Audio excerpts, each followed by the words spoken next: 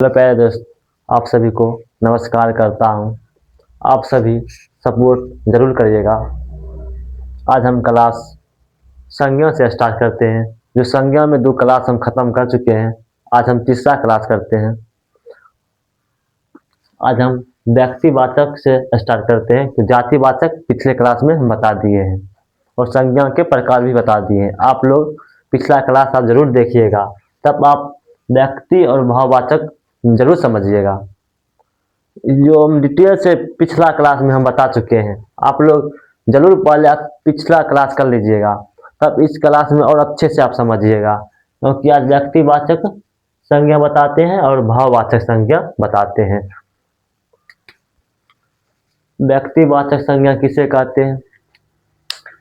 जो शब्द किसी स्थान, वस्तु या व्यक्ति के नाम को बोध कराते हैं, उन्हें व्यक्तिवाचक संज्ञा कहते हैं। हम व्यक्तिवाचक संज्ञा कहते हैं। एक बार और आप परिभाषा सुनिए। व्यक्तिवाचक संज्ञा किसे कहते हैं? जो शब्द किसी स्थान, वस्तु या व्यक्ति के नाम का बोध कराता है, उन्हें व्यक्तिवाचक संज्ञा कहते हैं। ट्रिक है इसका, ट्रिक आप समझते होंगे कि दृश्य मतलब क्या होता है, एक वचन का मतलब क्या होता है, जो दुनिया में अकेले मतलब क्या होता है। आप इतना समझते होंगे। दृश्य का मतलब होता है हम किसी वस्तु को देख सकते हैं। एक वचन का मतलब होता है जो स्पष्ट नाम हो, जो दुनिया में अकेला हो। दुनिया में अकेला, जैसे हमारा नाम आदित्य, हम अकेले हुए आदित्य। आपका नाम हुआ राजन, आप अकेले हुए राजन। आपका नाम हुआ छोटू, अकेले हुआ आप छोटू, हुए कि नहीं हुए? क्योंकि जो दुनिया में अकेले हैं। जैसे ब्लैक कलम, नाम हुआ खास। ब्लैक कलम जो दुनिया में अकेले होते हैं, उसमें थोड़ी लाल कलम फेंक देते हैं उसको, उसमें रिफिल। इसलिए जो दुनिया में अकेले हैं उसको नाम से पुकारा जाता है। व्यक्तिवाचक में आते हैं। उदाहरण उदाहरण से चलेंगे। देश का नाम भारत, रूस, जापान, अमेरिका आदि। बहुत नाम आते हैं, ऑस्ट्रेलिया, इंग्लैंड, बहुत सारे नाम आते हैं जो व्यक्तिवाचक में आते हैं, जिसका हम नाम लेते हैं। वो व्यक्ति, जैसे नदी एवं झीलों, व्यक्ति, ग्रंथ, समाचार पत्र के नाम। जैसे नदी का नाम गंगा आते हैं, गंगा जी आते हैं, जो गंगा नाम है नदी का। यमुना, यमुना नदी है, मतलब नदी का नाम यमुना है। गोदावरी, गोदावरी एक नदी का नाम है। झीलों, बूढ़ल झील होता है, डल होता है, चिल्का होता है। व्यक्ति का नाम जैसे कि रमेश, सुरेश, कोमल, छोटू, जो व्यक्ति के अंतर्गत आते हैं उसे व्यक्तिवाचक कहते हैं। ग्रंथ, रामायण, महाभारत, बाइबिल। समाचार पत्र का नाम दैनिक जागरण, अमर उजाला। आप इतना तो जरूर समझ गए होंगे। क्योंकि संज्ञा अब व्यक्तिवाचक बहुत थोड़े होता है, जो खास नाम होता है उसे हम व्यक्तिवाचक संज्ञा कहते हैं। जैसे कि आपका नाम है रुपेश, आपका नाम हुआ खास रुपेश, आपका नाम लेकर बुलाता है रुपेश इधर आओ, हुआ व्यक्तिवाचक। भाववाचक संज्ञा किसे कहते हैं? जिन संज्ञा शब्दों से किसी वस्तु का भाव, गुण, दशा आदि का बोध होता है, तो उसे हम भाववाचक संज्ञा कहते हैं।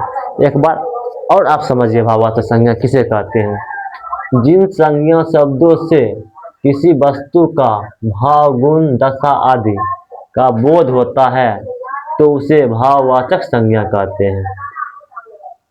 ट्रिक से चलेंगे। दृश्य मतलब क्या आता है?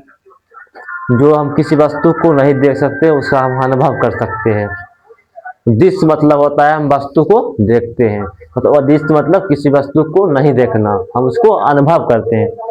जैसे क्रोध, क्रोध को हम नहीं देखते, उसका अनुभव करते हैं, अनुभव। जैसे हमको पास क्रोध है, हमको, आप लोग अनुभव करिएगा कि उसको पास क्रोध है। जैसे प्रेम, प्रेम प्रेम को अनुभव करते हैं कि नहीं करते। जैसे हम किसी को प्यार किए, अनुभव से प्यार किए, उसमें अनुभव आता है, अनुभव। गणना नहीं की जा सकती है। आप प्यार करिएगा तो उसमें आप गिन सकते हैं प्यार कितना किए, नहीं गिन सकते हैं। उसको भाव से प्रकट करते हैं, हम भाव से समझते हैं हम प्यार किए हैं, हम गुस्सा किए हैं।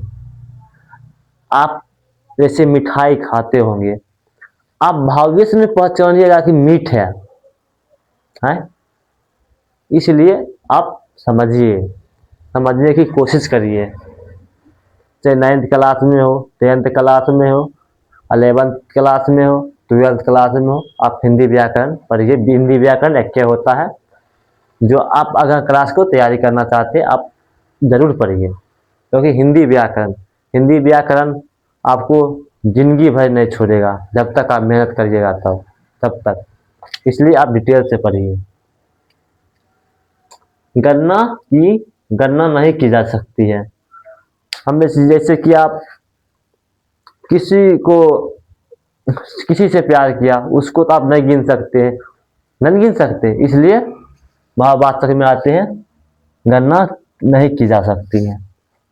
देखिए, भाववाचक संज्ञा निर्माण 5 प्रकार के होते हैं।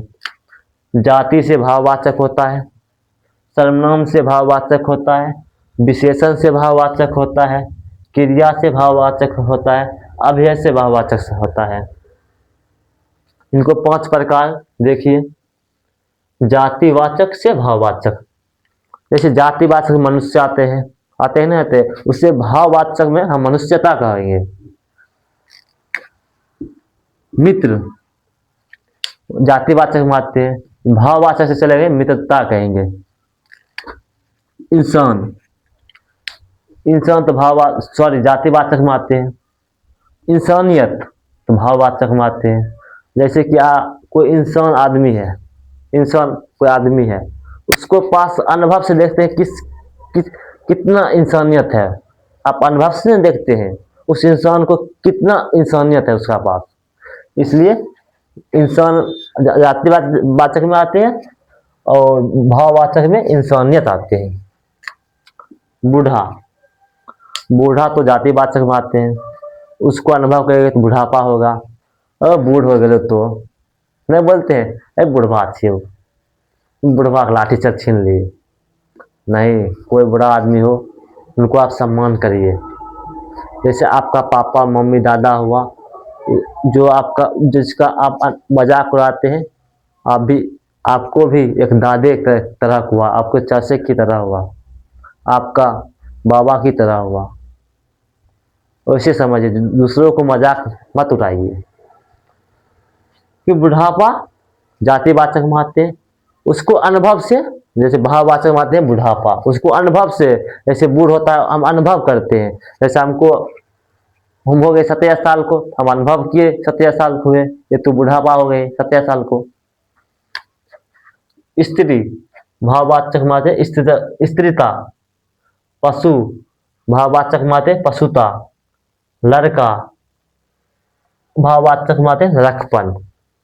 जैसे कि आप भी बच्चा थे, बहुत लड़का थे। कोई एक साथ तुमको मारता था, तुम मारते थे, दूध फेंक उसको नाके पर, नहीं मारते थे। इसलिए तो आप भाववाचक में होता है लड़कपन, जातिवाचक में लड़का और भाववाचक में लड़कपन। आप भाववाचक समझ गए होंगे, आप मटाते हैं।